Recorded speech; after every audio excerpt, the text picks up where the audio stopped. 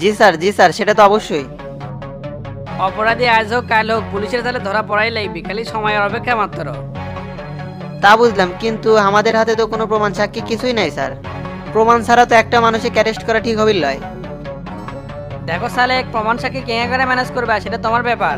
কোবা সামসুক জিঙ্গে করেই পারো, জালে আটকানেই লাগবে, না হলে একটারও চাকরি দেখবে না। It's my order. ঊর্ধ্বতন কর্মকর্তা হঠাৎ শামসুর উপর কেন অ্যাকশনে যাচ্ছে সেটা তো বুঝলাম না। বেদমি মাফ করবেন স্যার, কৌতূহল থেকে জানবার চাচ্ছিলাম আর কি। আমি কমিশনার হয়ে যে প্রশ্ন করতে পারি না সেই প্রশ্ন তুমি আমাকে করিচ্ছ। শোনো সালেক, আর যাই হোক দিন শেষে শামসু কিন্তু প্রশাসনের কাছে একটা ক্রিমিনাল। সবই তো বুঝছি স্যার, তবে কত দূর যে আগাতে পারবো সেটা আল্লাহ ভালো জানে। গো অ্যাহেড সালেক, যত সাপোর্ট লাগে তুমি আমার কাছ থেকে পাবে।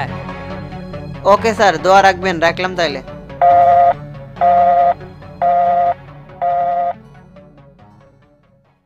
কি এক মুসিবতে পড়লাম, এরকম একটা ডেঞ্জারাস লোকে কেমনে ফাঁসায়।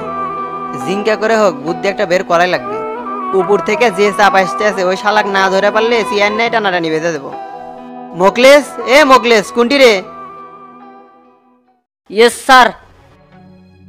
2017 সালের সাভারে যুবনেতা আসলাম হত্যার মামলার ফাইলটা নিয়ে এসো তো। স্যার হঠাৎ করে এই ফাইল দেখতে চাচ্ছেন কিসব? এই কেসে একজনকে তো গ্রেপ্তার করা হয়েছে, ও অনেকদিন হলো জেল খাটিচ্ছে। তুমি ইদানিং বেশি কথা করছো মোকলেস, মনে হচ্ছে তুমি অফিসার, কথাবার্তা ঠিকঠাক মতো কয়ো। সরি স্যার, কিছু মনে করেন না, আমি তো আপনার একজন শিষ্য। যেহেতু আপনাকে আমি আদর্শ হিসেবে মানি, আপনার থেকে অনেক কিছু শেখার আছে। দিন দিন তো ভালোই তেল মারা শিখে গেছো। তেল মারিচ্ছি না স্যার, যা করছি সত্যি করছি। এত কথা না কয়ে যা করছি সেটাই করো, যাও ফাইলটা নিয়ে এসো। ঠিক আছে স্যার, এখনই নিয়ে আসতেছি।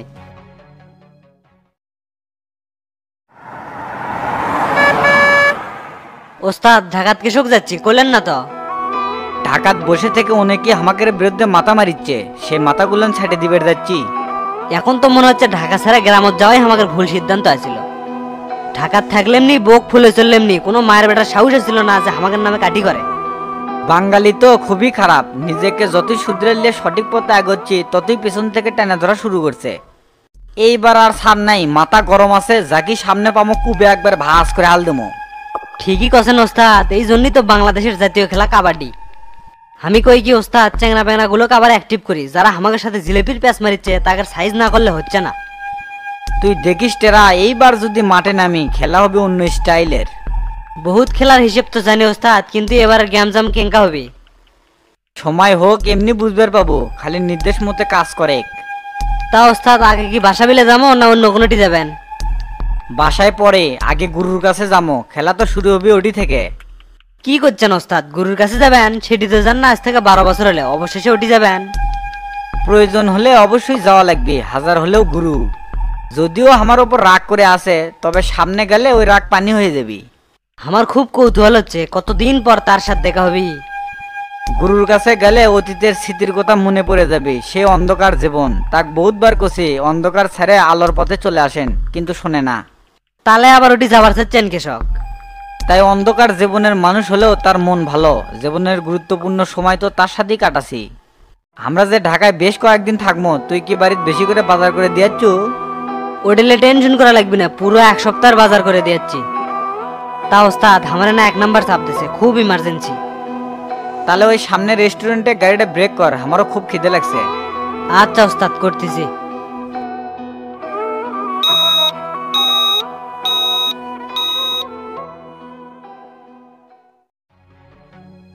সাদ্দাম তো গ্রেপ্তারের পর থেকে জেলখানায় আছে।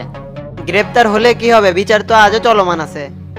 বিচার শুরু হয় না, এর মধ্যে 5 বছর আবার জেল খাটলো, বিষয়টা ক্যাঙ্কা হয়ে গেল না স্যার? সরকারবাদী কেস এমন তো হবেই, আর ওর বেল ধরার তো কোনো লোক নাই। মোকলেস একটা কাম করো, আসামি সাদ্দামে রিমান্ড রুমে নিয়ে যাও। আপনার কৌশলটা বুঝতে পারলাম না স্যার। এত তাড়াহুড়া করলে তো কিছুই বুঝতে পারবেন না, তোমাকে যা কছি সেটা করো। ওকে স্যার, করতেছি।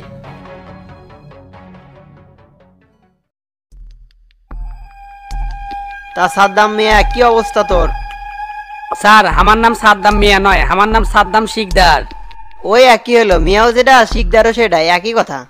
এক কথা কেমনে হয় স্যার, দুটের দুই কথা। আচ্ছা মানলাম শিকদারি, যা। এখন আসল কথা আসি, তোর এই মামলা চালাচ্ছে কেরা?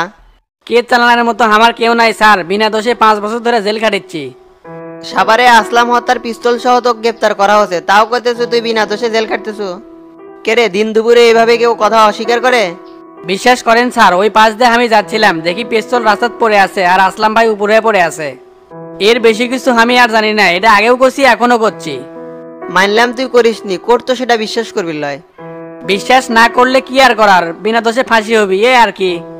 ক্যারে তুই কি চাস না এই মার্ডারের মামলা তোর ঘাড়ে না পড়ুক? সেটা কেন করে স্যার, এটা কি সম্ভব? সবই সম্ভব, উপায় একটা আছে, যদি আমার কথা মতো চলতে পারিস। বিশ্বাস করে তো কমু, মানলে তোর উপকারী হবে। আপনি বলেন স্যার, আমি যে কোনো শর্তে রাজি। এই জেলের জীবন আর ভাল লাগিচ্ছে না। আসলাম আর কোবা শামসুর মধ্যে ভালো সম্পর্ক ছিল, তাই না? খালি ভালো না, তারা দুইজন খুব ভালো বন্ধু আছিল।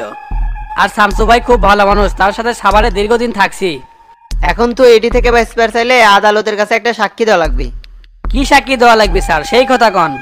কোবা শামসু আসলামে খুন করছে, তুই শামসুর ভয়ে এতদিন মুখ খুলিসনি। কি কন স্যার, এত বড় সাহস কারো হবি কোবা শামসুর বিরুদ্ধে মিথ্যা সাক্ষী দেওয়া? ওই রকম একটা ভালো মানুষে মিথ্যা খনি বানানোর চাইতে আমারই ফাঁসি হোক, এটাই ভালো। তোরা ক্রিমিনালরা হলো জাত সেন্টিমেন্টাল। ক্যারে শামসুর নামে যে খুব গুণগান গাওয়া শুরু করছো, শামসু তো একবার দেখতে এলো না। আসবে কেন গয়া, তাই তো ধরেই নিয়েছে তার বন্ধু আমি খুন করছি।